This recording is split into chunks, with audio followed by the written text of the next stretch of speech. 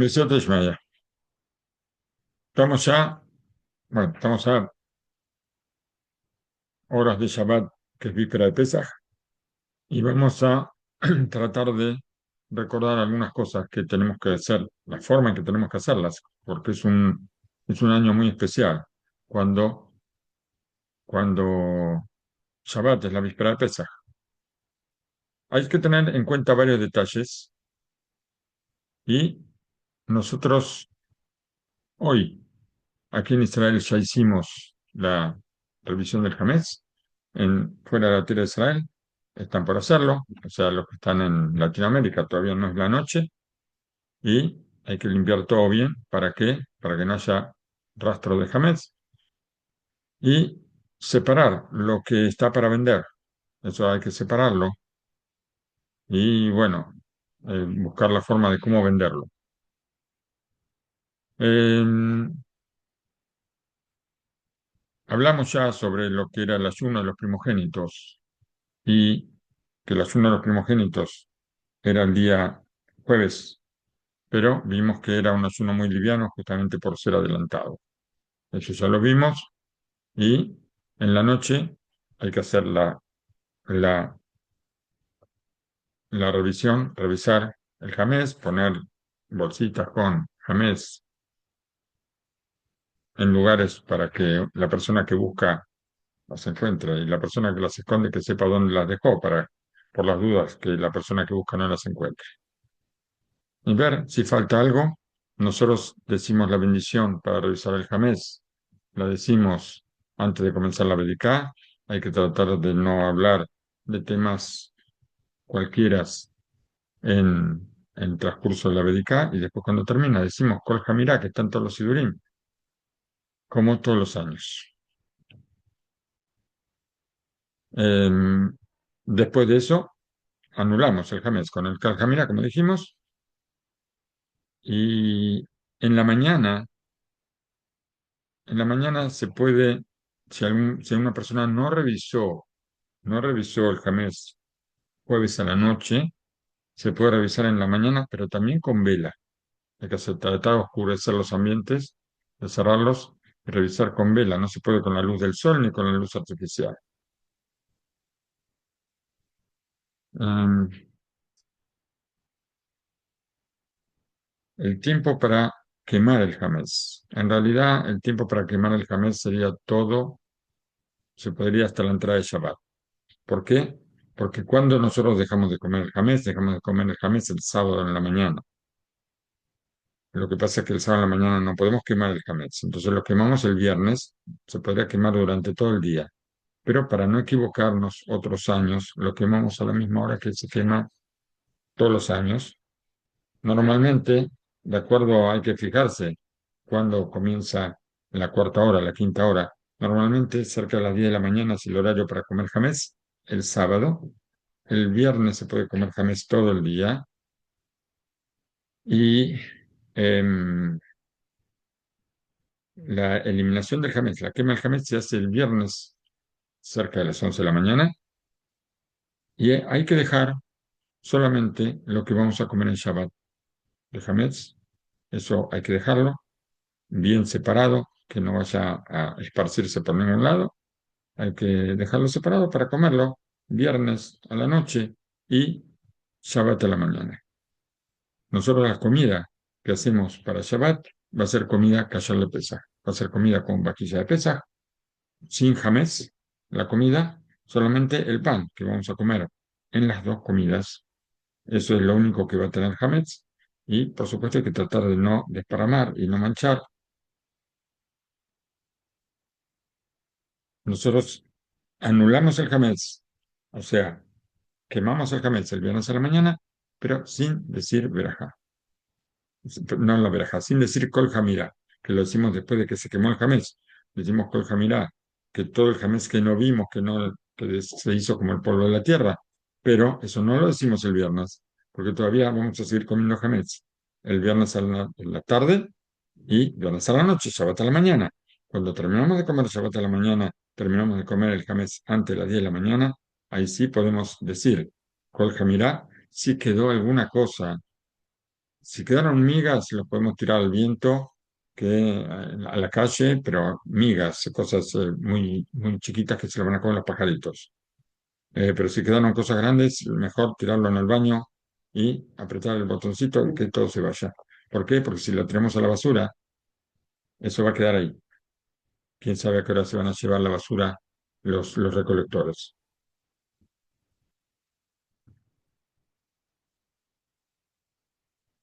Hace falta preparar las cosas que van que hará en la bandeja de Pesaj. Hace falta todo prepararlo desde el viernes. Antes del Shabbat, tiene que estar todo preparado. ¿Qué es lo que tenemos que preparar? Tenemos que preparar el, lo que comemos, lo que vamos a comer como recuerdo del sacrificio de Pesaj, que tiene que ser algo asado. Si puede hacerlo asado, si no lo hago horneado bien, bien, o sea, que se cocine bien, bien, bien. Eh, Normalmente se usa, si se puede conseguir el cuello de una gallina, se usa, o, o algunas alitas. Las alitas que tienen poca carne, se usa eso porque total eso no se come. Tenemos que tener un huevo para la hará. Tenemos que tener la lechuga que vamos a usar como maror. Hay que lavarla y revisarla bien, todo eso el viernes. Y hay que preparar también eh, los que acostumbran como sefaradín, que usan para el carpaz, usan apio. Eso hay que también lavarlo, fijarse que no tenga bichos, que no tenga nada. Y los que hacen como ashkenazim, que usan una papa para el carpaz, por supuesto, hervir la papa, que se pueda comer. Todas las cosas que van en la bandeja de Pesaj hay que comer poquito. Cuando hacemos, porque estamos haciendo todo esto antes de Mochi Matzah, antes de entrar a la comida. Entonces, se dice la braja, se come poquito para que no haya que decir bendición final después. Después, si yo tengo mucha hambre, hoy me decían que le gustaba mucho la papa y que hacían varias papas. Entonces, el que le gusta mucho las papas y hace varias papas, que las coma después de hacer amotzi con la matzá.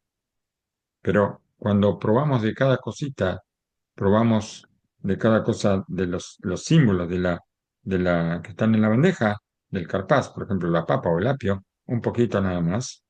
Em, Porque si tenemos que decir verajá final, después no nos queda la verajá de la dama para el maror, y es un problema.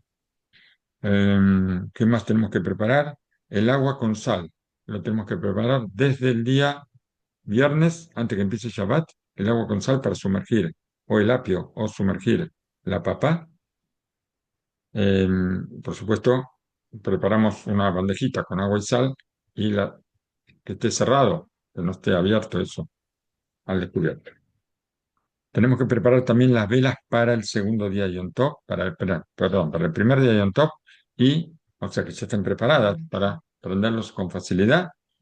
Y también los que están fuera de la tierra de Israel, las velas para el segundo día de Yom Tov. Una cosa que hay que tener en cuenta que es muy importante. Nosotros en Shabbat prendemos las velas media hora antes de la puesta del sol. Y no tenemos que equivocarnos en Yom Tov, que no se nos ocurra prender antes de la puesta del sol. Los días de Yom Tov hay que prender después de la puesta del sol. ¿Por qué? Pues si yo prendo antes de la puesta del sol, el primer día de Yom Tov va a ser Shabbat, y voy a profanar el Shabbat prendiendo las velas, aunque prenda de otro fuego, no importa. Igual, eso se va a llamar profanar el Shabbat. Y Hasu Shalom, para hacer una misvá, como encender las velas, que vayamos a profanar el Shabbat. O sea, las velas de Yom Tov, ya cuando es bien de noche. O sea, después de la puesta del sol, esperar por lo menos 45 minutos. En algunos lugares tal vez sean 50 minutos. Lo mejor es se puedan 45 minutos. Yo creo que en todas partes ya está bien. Ya terminó Shabbat, que ya es bien de noche, no hay duda. Los que acostumbran a hacer como Ramanatán son 72 minutos para prender las velas de, de Yom Tov. Para la comida que cocinamos para Shabbat, por supuesto, tiene que ser todo, como ya dijimos, sin hametz y y utilizar, no sé, aquí en Israel utilizamos cubiertos platos descartables porque es muy económico y son muy bonitos. entonces no necesitamos usar vajilla de pesas en algo en especial. Eh, lo mejor es hacerlo así. Y, a ver, déjenme ver qué más. ¿Por qué tengo que escuchar ese ruido? No, déjenme ver qué más. Em, Aproximadamente el horario para comer hametz, como dijimos, el sábado, Shabbat, es las 10 de la mañana y las 11 para quemar, no, quemar no quemamos, pero para anular.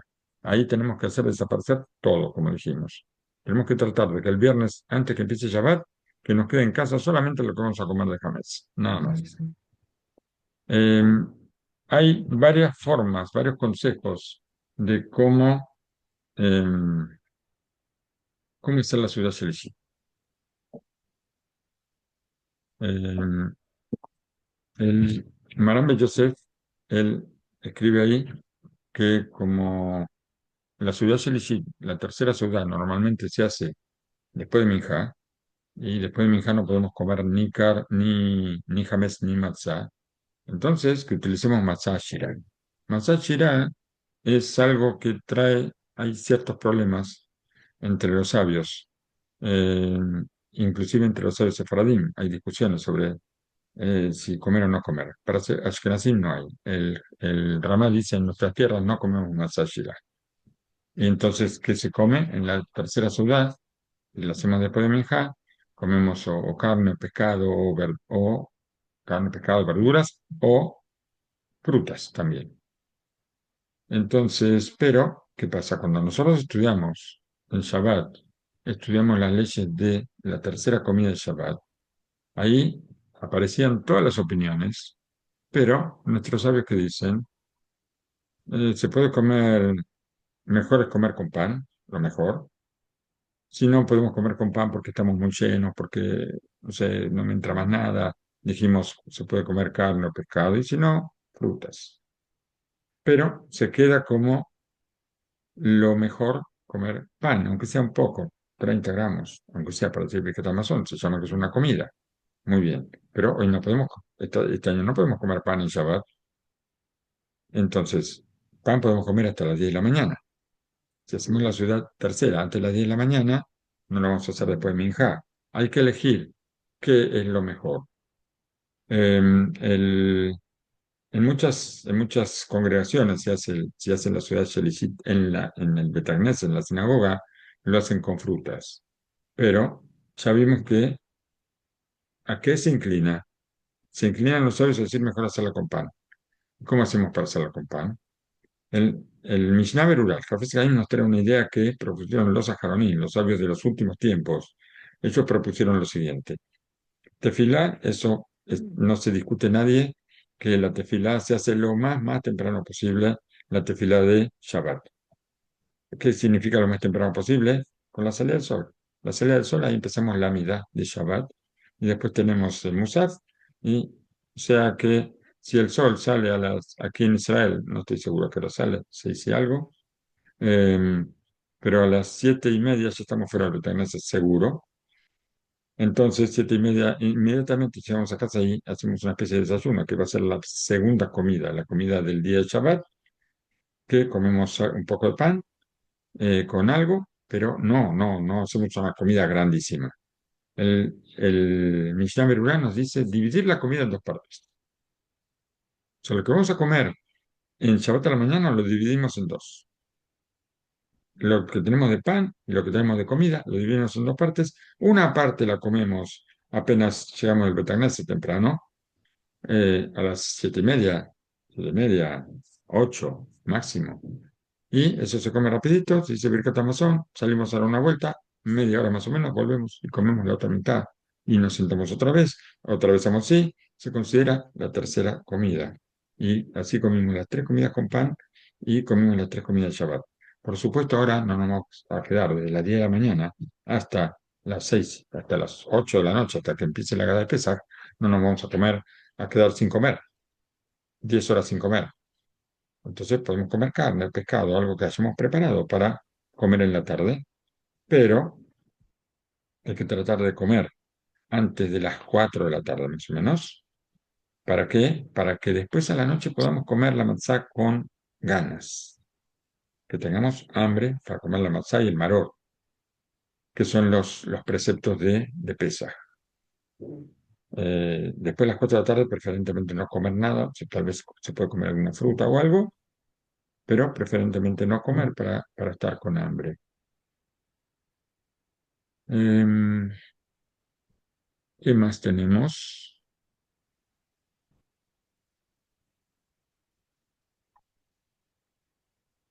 Bueno, eso es en general. Vamos a hablar un poquito ya ahora de otras cosas. Hay que recordar que a la salida de Shabbat empezamos a contar el Omer, Besat Hashem, y vamos a hablar de otra cosa ahora.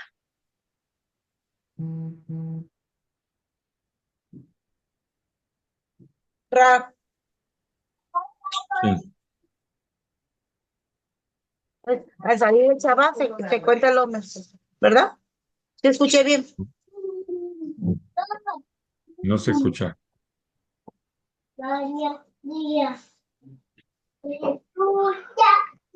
Que si a la salida del Shabbat se cuenta el hombre. Ya cuando empezó Yom Tov, después de la tefilá de Arbit de Yom Tov. Bueno, sigamos. Em, Sobre el quemado de Hametz, hay algo muy interesante que nos trae Rabbi Shalom Shevadrón en su Agadá y nos cuenta, vamos a ver qué es lo que nos cuenta. Nosotros hacemos una bendición que la hacemos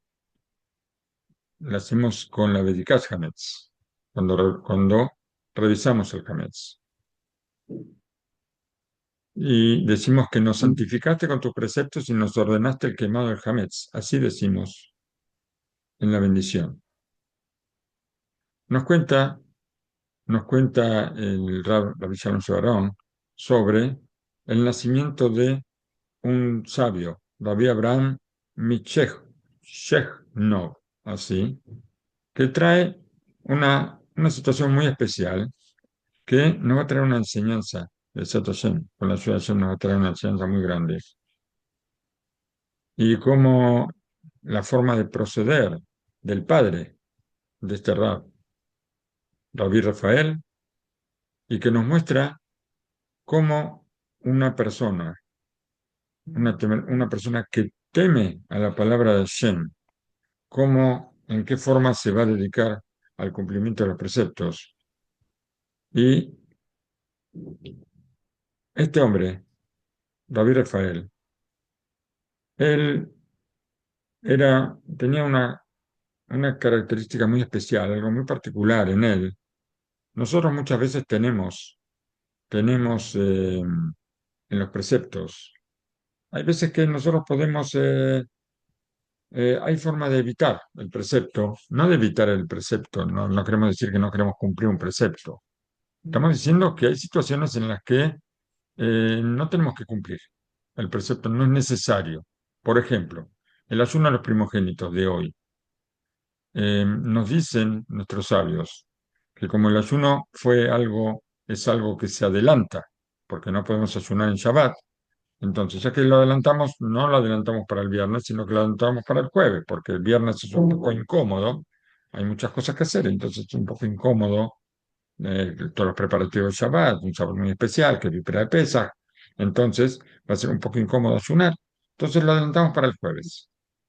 Por este hecho de que lo adelantamos para el jueves, normalmente el ayuno de los primogénitos, los sabios recomiendan escuchar un Sium Masejet, escuchar la terminación de es para los hombres nada más.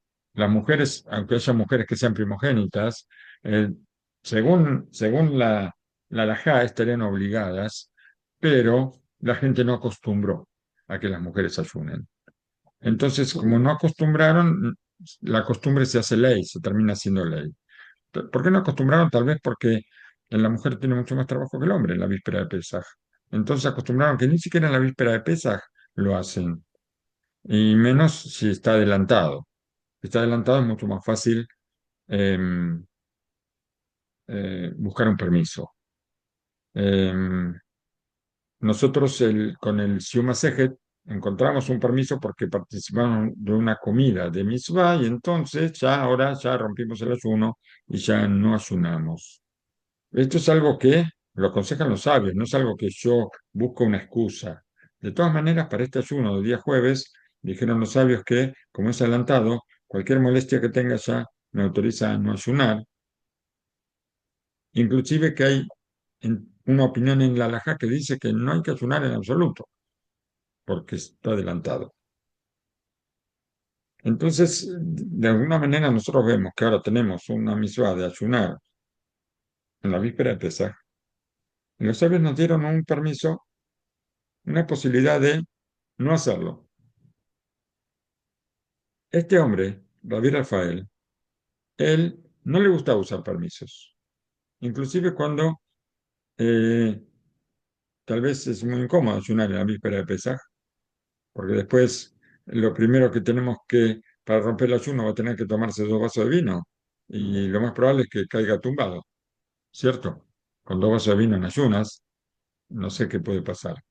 Pero él no buscaba permisos, no, esto es un ejemplo que traemos nada más. Estamos hablando permisos en general, en muchos preceptos hay formas que se puede eh, conseguir, no conseguir, sino hay excepciones donde nosotros en cierta situación podemos no hacerlo, como hablamos del ayuno. Él no le gustaba tomar ningún permiso para nada, buscar permisos en absoluto. Y el sacrificio que hizo le trajo un mérito muy grande, que el hijo fue uno de los grandes rabinos de Polonia y tenía muchísimos, muchísimos seguidores, aunque nosotros no conocemos el nombre y cuando escuchamos el nombre no nos llama la atención, pero este rab fue el hijo de este rabí Rafael, el rab Abraham Michelnov. Yo no escuché nunca hablar de él. Fue un rab muy grande y tenía muchos seguidores.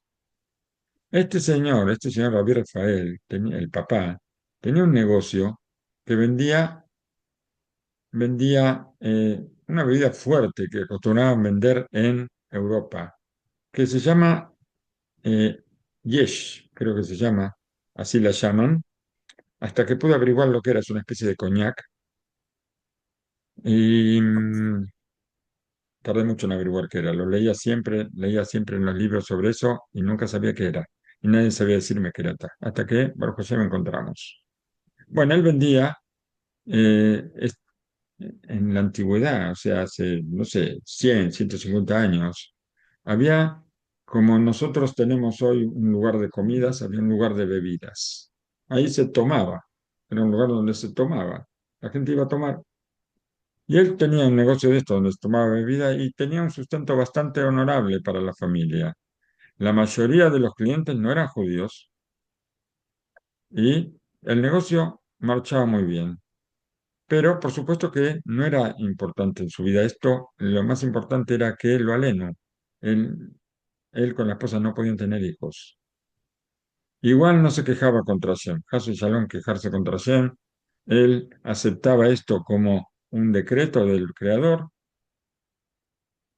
pero por supuesto, nunca dejaba de rezar y de pedir a Hashem que le traiga hijos. Y como toda persona eh, que la gente veía que este hombre tenía mucho éxito en los negocios, sin importar el tema de que no tuviera hijos. Eso no le importaba a la gente. La gente cuando envidia, envidia, ¿cierto? O sea, sin importarme. Uno no sabe. Yo veo una persona que me parece que tiene éxito y a veces a alguien se le puede despertar la envidia. A nosotros no, porque sabemos que todos estamos contentos con lo que Dios nos da y entonces no tenemos que mirar las cosas de los demás. ¿Por qué? Porque a cada uno siempre le da su bendición. Así como otra persona no tiene que mirar lo que Hashem me da a mí, yo no tengo que mirar lo que a mí Hashem le da a otra persona. Entonces, con eso evitamos la envidia, porque sabemos que Hashem le da a cada uno lo que le corresponde y punto. Pero no toda la gente estudia como nosotros, estudiamos todos los días. Entonces, hay gente que envidia. Y la gente veía que él tenía tanto éxito en los negocios y apareció la envidia. ¿Y quién le puso él? el ojo a este hombre. La gente no sabe que de repente yo tengo éxito en los negocios, pero como este hombre no tenía hijos y el sufrimiento era mucho mayor por no tener hijos que lo que él tenía como eh, el éxito en los negocios, tal vez le importaba poco, poco frente a lo que él no tenía. Pero la gente ve algo.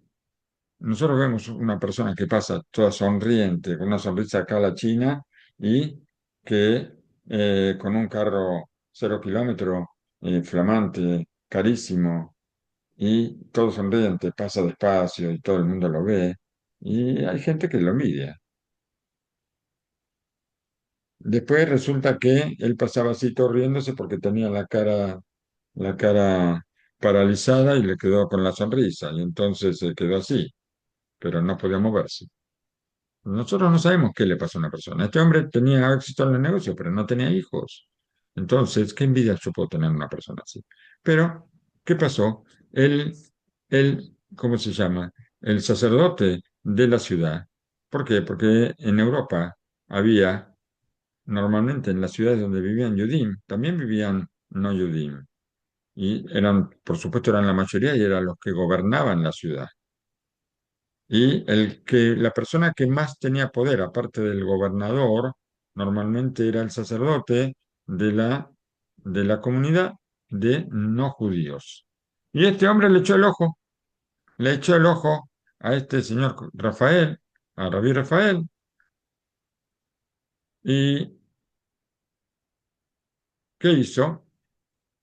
Un momento que se me perdió. Preparó algo para hacerle perder el negocio o parte del negocio. ¿Qué hizo? Empezó a aconsejar a los clientes del negocio, que eran todas personas que iban a su congregación. Les aconsejó que no compren ahí, que vayan a otro lugar a comprar. Pero tanta insistencia, los consejos no aceptaban los clientes porque estaban contentos con la calidad de lo que vendía Rabí Rafael.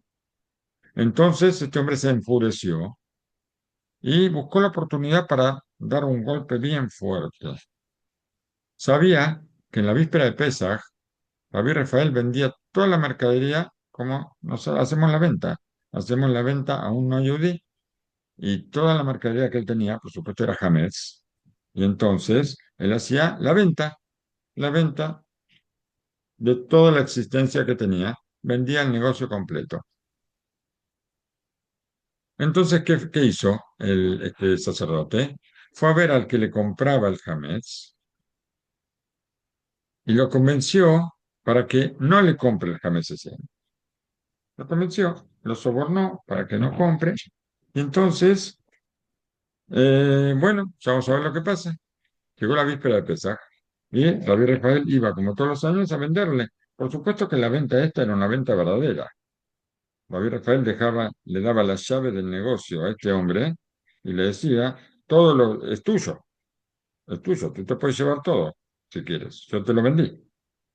Pero el hombre no llevaba nada y cuando terminaba Pesaj, Rabí Rafael abría otra vez su negocio. Bueno, llegó la víspera de Pesaj, fue a ver a su amigo, como todos los años, para hacer la venta, pero este se negó, para sorpresa de él. Entonces salió a buscar otro hombre para vender el jamés y ya se acercaba la hora en que ya no se podía vender más el jamés.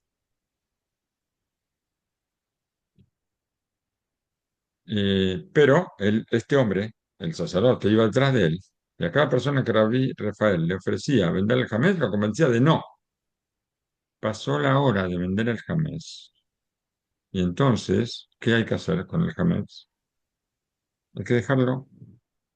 Hay varias posibilidades. Lo puedo tirar todo, pero por supuesto, era mucho dinero.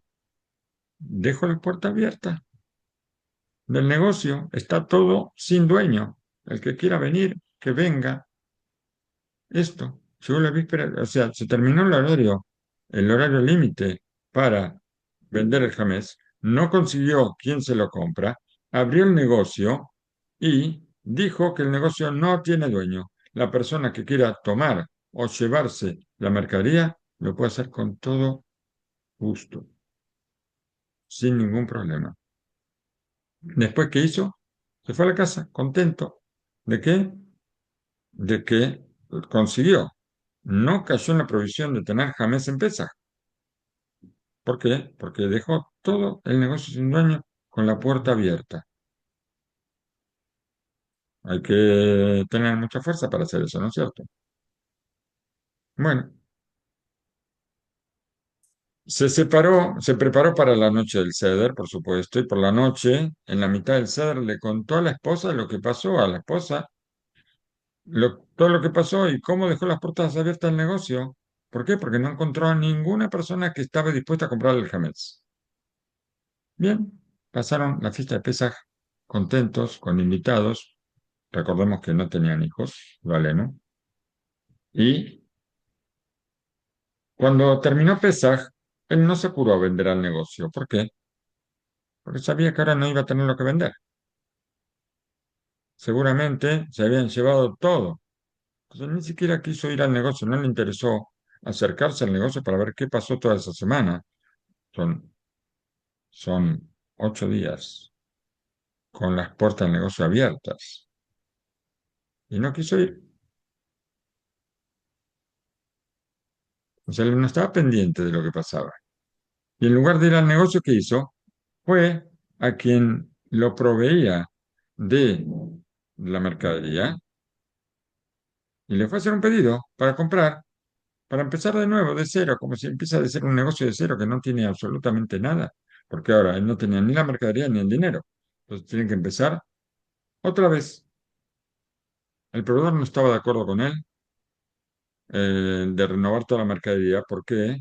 Porque había comprado hace poco y todavía no había pagado. Y ahora meterse, darle más crédito, no quería hacerlo.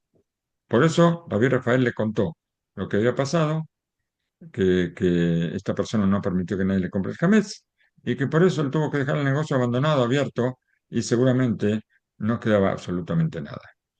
Cuando escuchó esto, el proveedor, ¿qué hizo?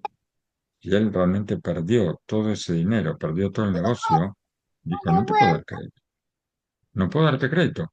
Tú ahora, ¿cómo vas a...? Me tienes que pagar la mercadería que perdiste y me tienes que pagar ahora también la mercadería que te vas a llevar ahora, la nueva. ¿Cómo vas a hacer para pagarme? Entonces, tenía miedo de darle crédito, aunque siempre le pagó, siempre le había pagado. Pero él tenía miedo que la deuda se va a hacer muy grande. Y entonces, como le habían hecho un daño también, tal vez le destrozaron el negocio cuando entraron en forma como vándalos, ¿no es cierto? ¿Así se dice? Creo que se dice así. Entraron como vándalos a llevarse toda la bebida. Es una bebida con mucho alcohol, y entonces más de uno se habrá emborrachado ahí mismo dentro del negocio y quién sabe los destrozos que hizo. Entonces, seguramente tú vas a necesitar mucho dinero ahora para recuperar todo. La esposa de Rabí Rafael, que estaba con él, se puso a llorar y dijo, la situación es tremenda. ¿Cómo vamos a salir de aquí? De repente, el proveedor le dice a Rabí Rafael, ¿sabes qué? Vamos los dos juntos al negocio. Vamos a ver qué es lo que pasó. A ver si yo te puedo dar crédito. Y se subieron a una carreta, sí viajaban, y fueron juntos hasta el lugar. Y cuando llegaron al negocio, la sorpresa fue tremenda. ¿Por qué? Porque junto a la puerta había dos perros enormes que estaban cuidando que nadie entre. Pero cuando vieron que venía Rabí Rafael, se fueron y desaparecieron. ¿De dónde salen los perros? ¿Quiénes eran los perros? ¿De quién eran los perros? Desaparecieron. Rabí Rafael y la esposa, y juntos con él el proveedor, entraron al negocio y otra sorpresa más. Todo estaba íntegro, no faltaba absolutamente nada. Ahora, cuando ellos llegaron, se acercaron los vecinos, cuando vieron que Rabí Rafael estaba en el negocio, y le dijeron, durante toda la fiesta de Pesaj, no pudimos, no pudimos entrar siquiera a tu negocio. Esos perros al que se acercaba empezaban a ladrarles de una forma terrorífica. ¿Y, y, y cómo? ¿Cómo hacer para entrar?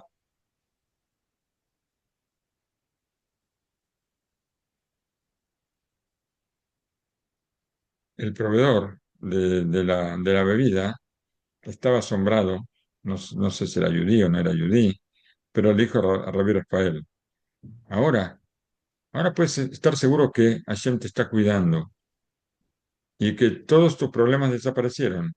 No necesitas comprar, no necesitas renovar, no necesitas nada. Puedes vender tranquilo y pagar la deuda anterior y después volver a comprarme.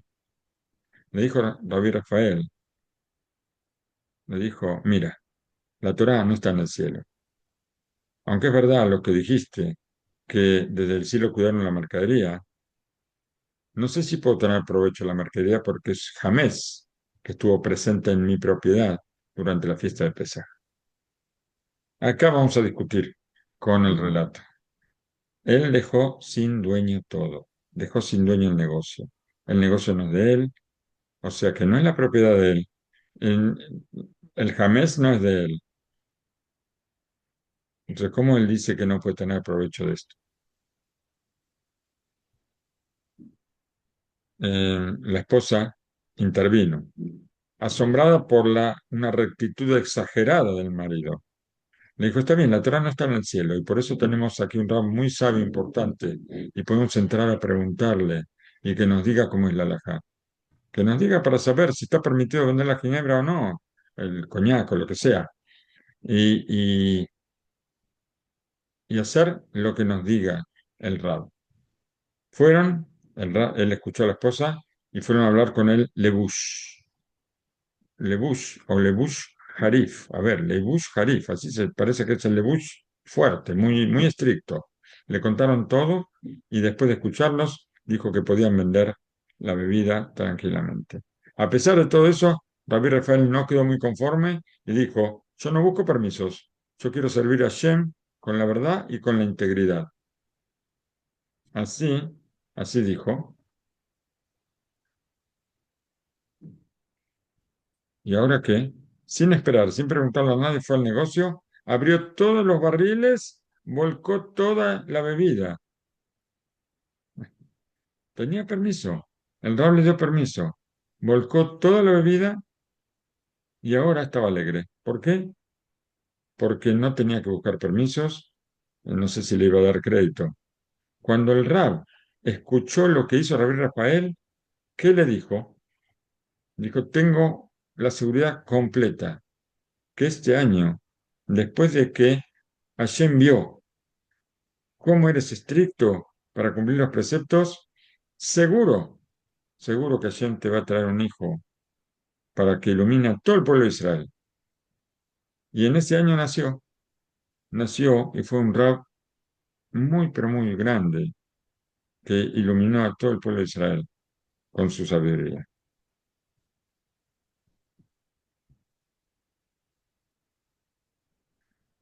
Bien, esto nosotros vemos, a veces pensamos que tenemos que eliminar el Hametz y que es difícil, tengo mucho, me sobró mucho, quería tener y que me lo quiero comer todo y no alcanzo, por más que como y no se termina.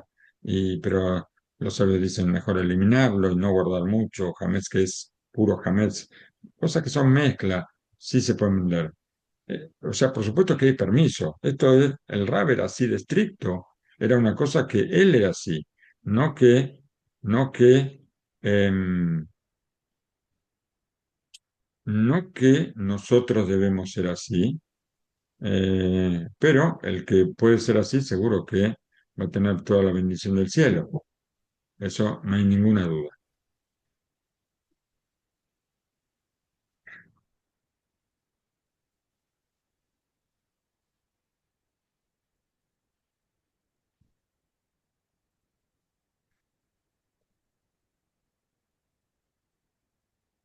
Hay una pregunta que aparece en el Talmud, en el tratado de Baba Metzia, Y nos pregunta por qué Kosorju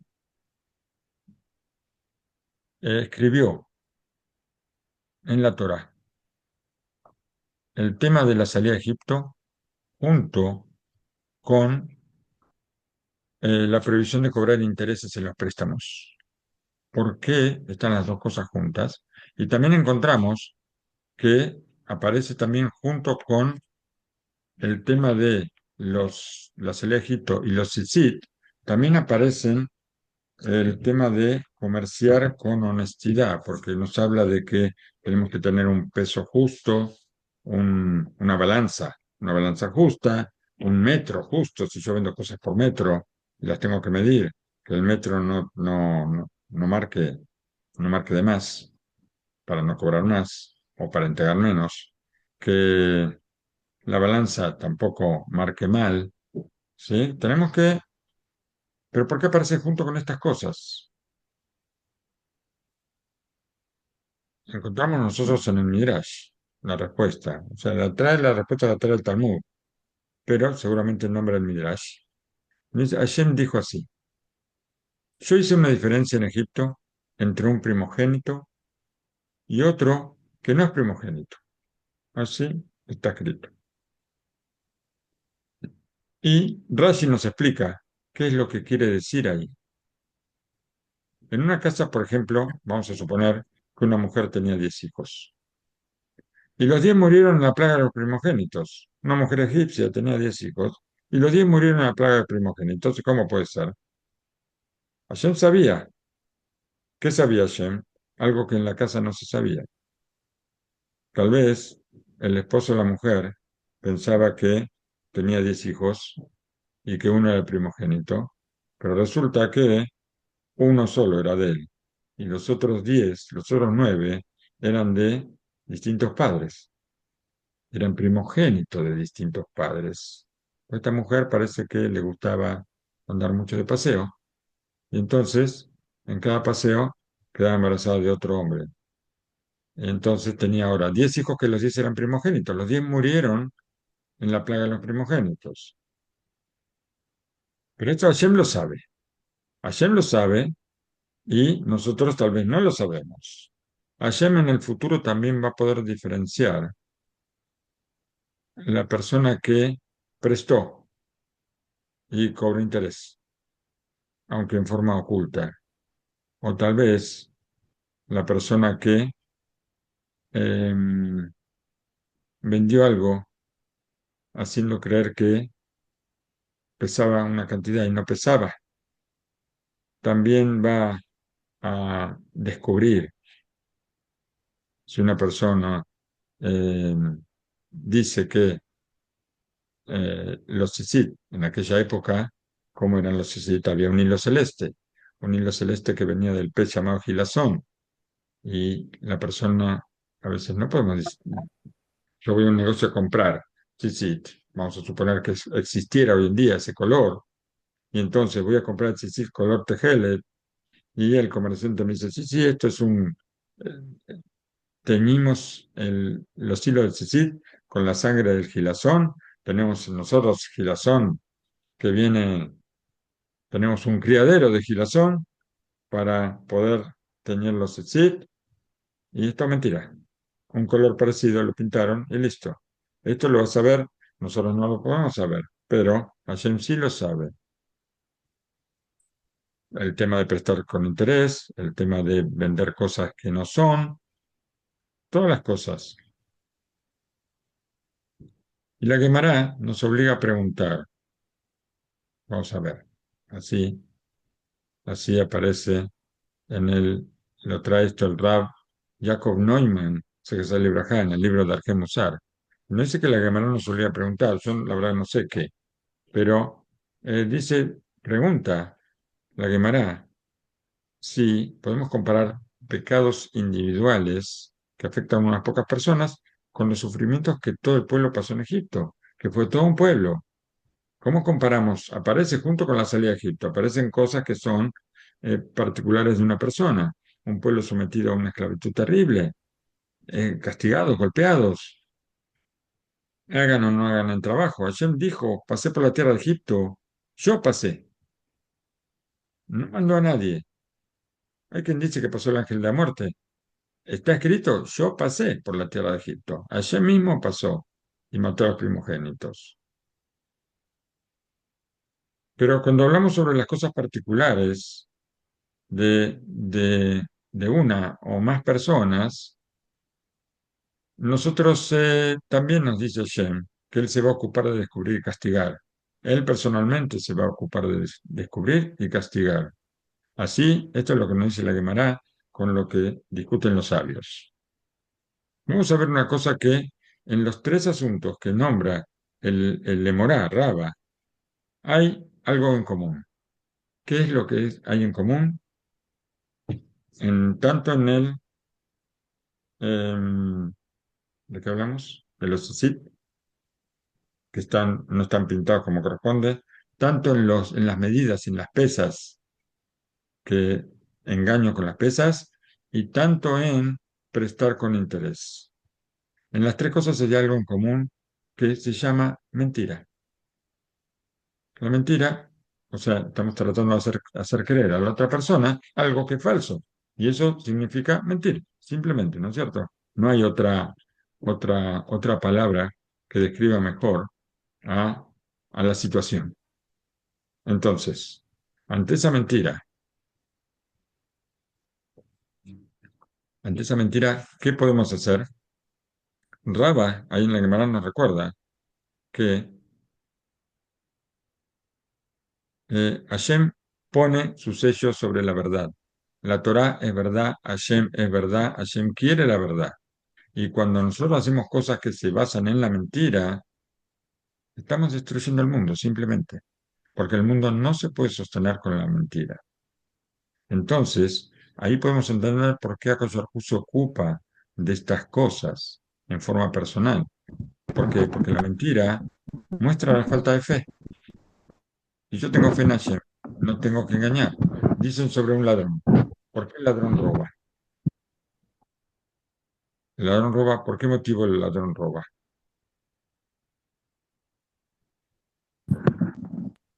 Hashem decreta sobre cada persona. ¿Qué decreta? Decreta el sustento que va a recibir de año en año. Y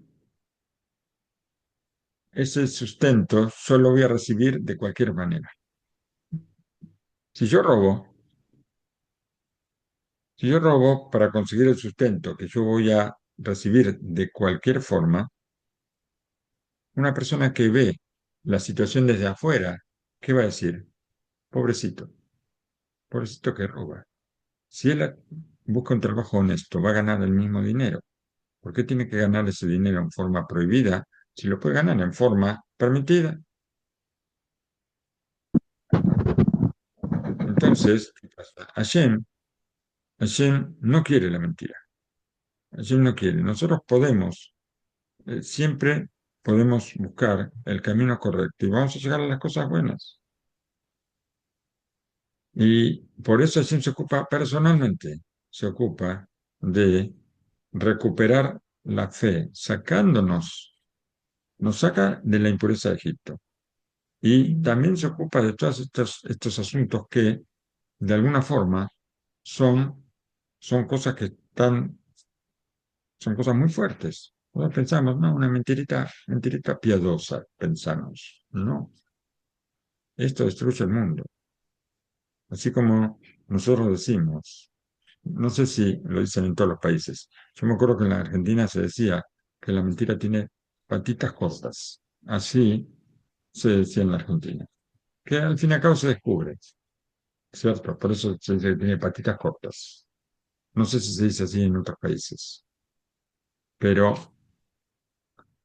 pero aquí en Israel se dice diferente.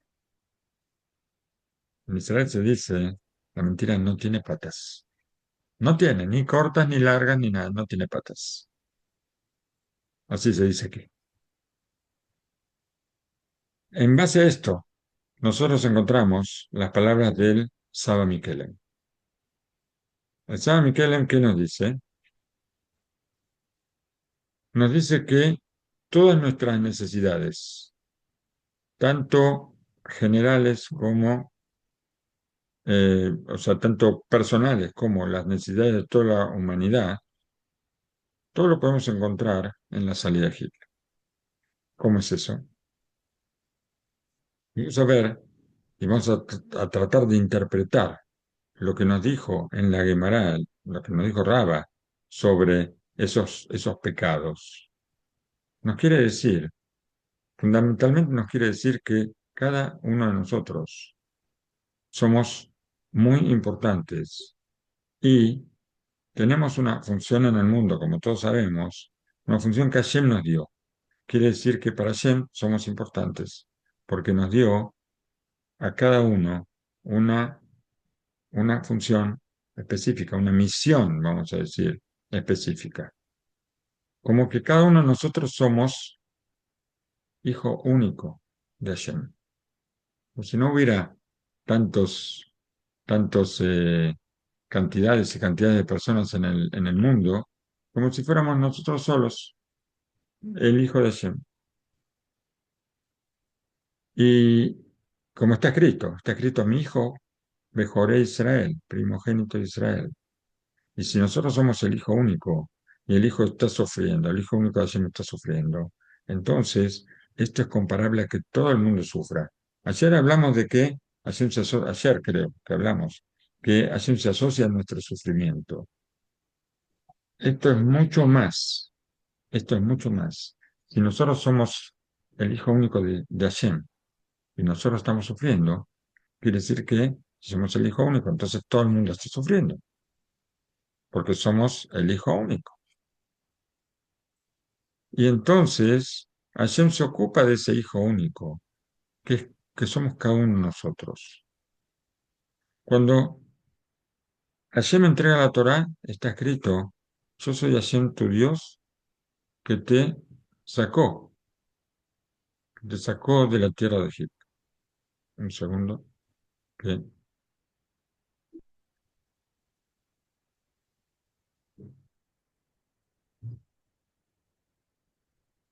que te sacó de la tierra de Egipto. Está en singular. Yo soy Hashem que te sacó. Y dicen nuestros sabios que todos nosotros estamos obligados a decir, aparte de decir que nosotros también salimos de Egipto en ese momento, aparte de eso, también nosotros estamos obligados a decir que el mundo fue creado para mí. De la misma forma que nosotros decimos que salimos de Egipto cada uno, pero el mundo fue creado para mí. ¿Por qué? Porque cada alma es tan importante para Hashem. Ahora que nosotros decimos que también somos el hijo único de Israel, Hashem puede hacer, así como hizo todos los milagros en la salida de Egipto, también lo puede hacer conmigo. ¿Por qué? Porque si yo soy el único hijo de Israel, el hijo único de Hashem, entonces, así como hizo para todo Israel, hizo milagros, puede hacer milagros para mí, porque Hashem se ocupa del sufrimiento de su hijo único, como dijimos. Entonces, entonces, dijeron nuestros sabios, y dijeron algo que va mucho más allá. Son conocidas sus palabras, que si una persona mete la mano en el bolsillo para sacar una moneda, y en lugar de esa moneda saca otra, a esto se llama que tuvo un sufrimiento. ¿Por qué? Nosotros decimos que hay pecados que se perdonan con sufrimientos. Sufrimientos no quiere decir que me tengo que, lo aleno, romper una pierna o algo por el estilo. Cualquier cosa que me provoque una molestia, lo más pequeña que sea, se llama un sufrimiento. Entonces, yo buscaba una moneda de 5 y cuando saqué, me salió una moneda de 10 en lugar de la de 5 y ahora tengo que meter la mano otra vez en el bolsillo para que vuelva la de 10 y que salga la de 5. A esto se llama que tuve un sufrimiento. Y este sufrimiento puede ser suficiente a veces para perdonar todos mis pecados. Hay pecados que se perdonan solamente con sufrimientos.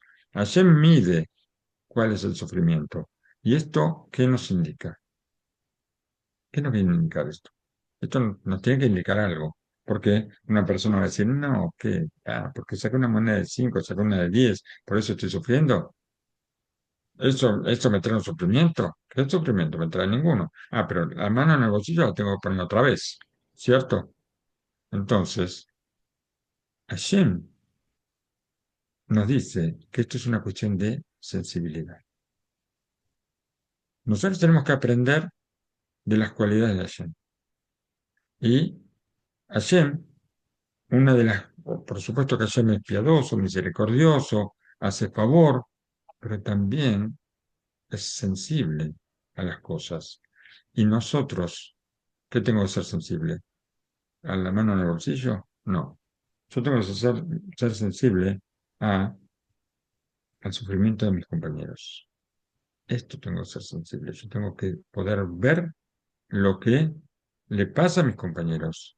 No solamente ver lo bueno, con lo bueno alegrarme, porque es una cualidad muy grande, alegrarnos con lo que nuestros compañeros se alegran, en lugar de lo contrario de eso sería sentir envidia, Jesús Shalom, o echarle el ojo, mal ojo, cosas por el estilo. Eso no son cosas que tenemos que hacer. Por supuesto que sensibilizarnos y saber cuando a mi compañero le pasa algo es algo, debería ser algo natural. Yo no puedo tener un corazón de hierro y ser una piedra cuando veo que alguien está sufriendo y ser indiferente a todas las cosas. No puedo hacer eso. Si hago eso, evidentemente vemos que Hashem no es lo que Hashem quiere. Pero, y además es una cosa lógica, que cuando uno ve a alguien sufrir, le da cierta pena, le da cierta lástima de lo que le está pasando a otra persona. Una cualidad mucho más grande es lo que nombramos antes. Cuando una persona está contenta, cuando está feliz, cuando tiene una bendición grande y motivo para alegrarse. Ahora, con esa alegría, yo también me alegro. Esa es una, es una categoría mucho más alta, alegrarme con la alegría del compañero, porque tal vez puedo decir que entristecerme con su tristeza es algo más lógico, aunque también todo depende de la sensibilidad. Antes de contestar lo que nos preguntan ahí, eh, nos dicen nuestros sabios que esto se compara con un bebé. Un bebé, cuando un bebé se golpea, llora. ¿Por qué llora? Porque quiere que la mamá le haga mimitos. Entonces llora. A veces no le duele. Y también la mamá a veces sabe que no le duele. Pero también lo besa, lo mima. ¿Por qué? Porque esto es lo que el bebé quiere para dejar de llorar. Lo mismo ocurre con Hashem. Cuando Hashem ve que su hijo sufre, entonces lo besa. ¿Cómo lo besa Hashem a su hijo? Perdonando los pecados. Y así baja el sufrimiento. De la misma forma que nuestros sabios llamaron a Jerusalén, lo llamaron la cuna de alegría del mundo. Así llamaron a Jerusalén. ¿Por qué?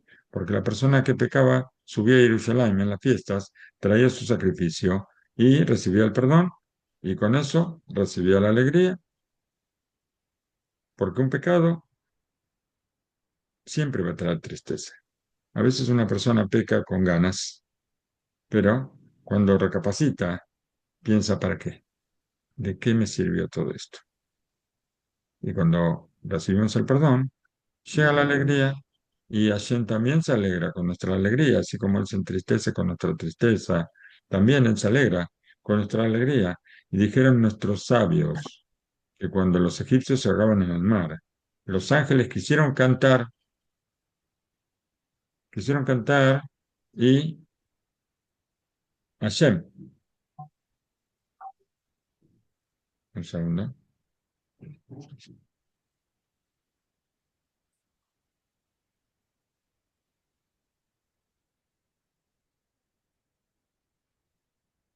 Los ángeles quisieron cantar y Hashem no lo permitió. ¿Y qué dijo Hashem? La creación de mis manos se están ahogando en el mar y ustedes van a cantar. Por eso nos dijo Rod Neumann que esto no necesita ninguna explicación. Ya la dimos la explicación. Es posible cantar de alegría cuando, perdón, que no es posible cantar de alegría cuando un ser hecho a semejanza de Hashem, como cualquiera de nosotros, está con un problema. No podemos tener alegría en ese momento. Hablamos de todo ser humano, inclusive los egipcios, que merecían un castigo tan grande por todos los males que hicieron a los hijos de Israel. Tampoco era para alegrarse por eso. Por supuesto que los hijos de Israel cantaron porque fue la liberación para ellos, pero no cantan por el mal que le ocurrió a los egipcios, sino por el bien que le ocurrió a ellos. O sea, el canto fue algo que tal vez Moshe Rabbeinu lo trajo por profecía, y entonces por eso Hashem sí lo recibió.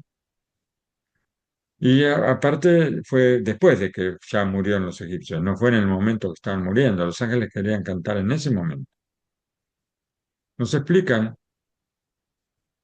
nos explican sobre una costumbre que tenemos en la Gadá, que cuando nombramos las plagas, tiramos un poco de vino, arrojamos un poco de vino del vaso al nombrar cada plaga.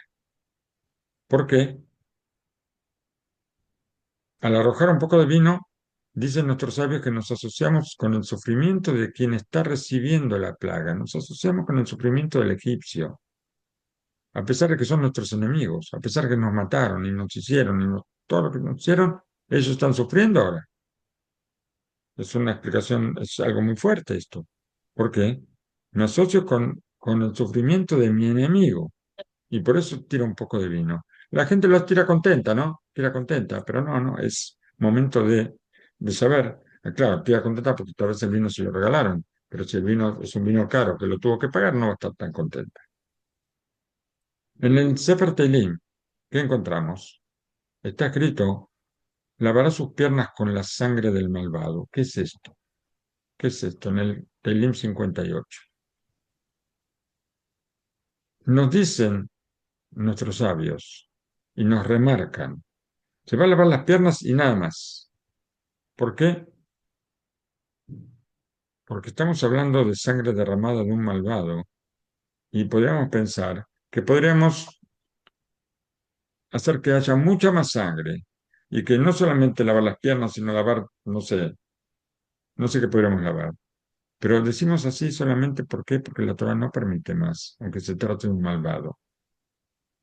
Y si hablamos de malvados también, estamos hablando sobre los egipcios, personas que hicieron un daño constante a nuestro pueblo.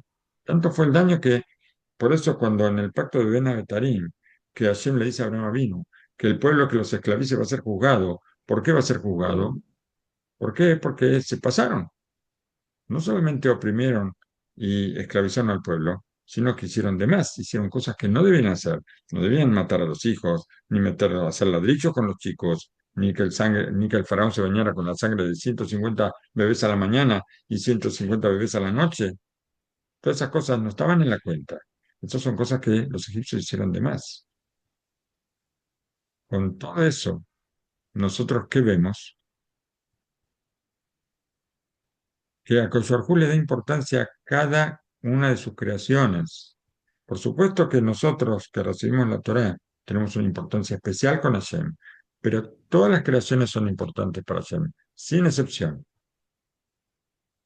A pesar de que ellos hicieron sufrir a todo un pueblo, también. Entonces, si esa es la importancia de un egipcio, ¿cuál va a ser la importancia de la persona que cumple con la voluntad de Hashem?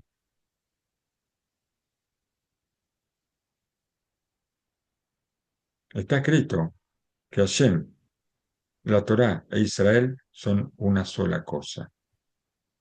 Entonces, ¿cuánto sufre Hashem con el sufrimiento del Kayudí? Sufre muchísimo. Por eso él se ocupa en forma personal de aliviar nuestro sufrimiento. Y hay mucha gente que piensa, tal vez, que más ahora, cuando estamos en, en unos días donde hay mucha tensión, donde tenemos mucho que hacer, ¿qué pensamos? Decimos, uy, todo esto que tenemos que hacer es tan pesado, tengo mucho, mucho que hacer. ¿Cómo hago para hacer todas las cosas? ¿Y por qué la Torá es como una carga, Jesús Shalom? Decimos, ¿podemos decir algo así de la Torá? Nosotros tenemos que descubrir las cosas, no buscarle cosas tal vez negativas que no existen a la Torá, sino buscar las cosas maravillosas. Para buscar las cosas maravillosas que tenemos que hacer, para buscar las cosas maravillosas que tiene la Torá. Bueno, está dicho que de acuerdo al esfuerzo, la recompensa, ¿no es cierto? Entonces, para descubrir los secretos y las maravillas de la Torá, tenemos que estudiar. No hay vuelta, no hay vuelta. Nadie nació gadolador. Y tampoco una vez una persona dijo, bueno, Rabbi Chaim Kanievski es el hijo del Stapler. El Stapler fue adorador. Entonces, Rabbi Chaim Kanievski hereda. No, la Torah no se hereda. La Torah hay que comprarla. ¿Y cómo la compramos? Rabbi Chaim Kanievski se quemaba las pestañas estudiando. Entonces llegó a ser gadolador también, pero no porque el padre era gadolador, sino por lo que él se esforzó. Cada uno de nosotros puede esforzarse. Nadie puede decir la Torah no es para mí. La Torah, no, a mí me gusta, a mí me gusta levantar bolsas y arrojar bolsas. Quiero ser boxeador, yo uso las manos. No, la cabeza la tenemos para usarla. Ayer nos dio la cabeza para usarla y la tenemos que usar. Si queremos descubrir las maravillas de la Torah, queremos encontrar la luz, queremos encontrar la dulzura de la Torá, entonces tenemos que buscarla. Y a medida que nos vayamos metiendo, vamos a ir encontrando cada vez más. Vivimos en un mundo de carrera que todo el mundo corre y también nosotros, por, por cumplir los preceptos, a veces corremos como locos. Acá en Israel se puede ver cómo la gente en estos días está ida, ida, tan fuera de sí, hay que comprarse todo, hay que comerse todo, todo es todo y hay que pasar por encima de todos. Y no me importa nadie, me importa solamente yo. Hashem quiere que nosotros cumplamos su voluntad. Y una de las cosas más importantes, una de las cosas más importantes que Hashem quiere en nosotros es que nunca perdamos la sensibilidad, que siempre sepamos ver a nuestros semejantes, en las buenas, en las malas, siempre verlos, siempre saber qué necesitan, cómo podemos ayudar. Este es uno de los caminos de Hashem, porque Hashem, él busca siempre a su Hijo único para darle todo lo que necesita. Nosotros tenemos que copiar las cualidades de Hashem y entonces ser sensibles con nuestros hermanos. Y Hashem nos va a hacer merecedores de que alcancemos eh, el amor gratuito y que no tengamos que ayunar en Tisha B'Av más. Que Hashem, cuando Hashem vea que el odio gratuito desaparece y que en lugar aparece el amor gratuito, entonces nos va a traer la salvación en nuestros días. Y como está escrito, no me acuerdo dónde está escrito, pero es un versículo tan lindo. Y así como en los días de la salida de Egipto, veremos maravillas. Areu niflaot, así dice. Es un versículo hermoso y que lo vemos pronto y en nuestros días.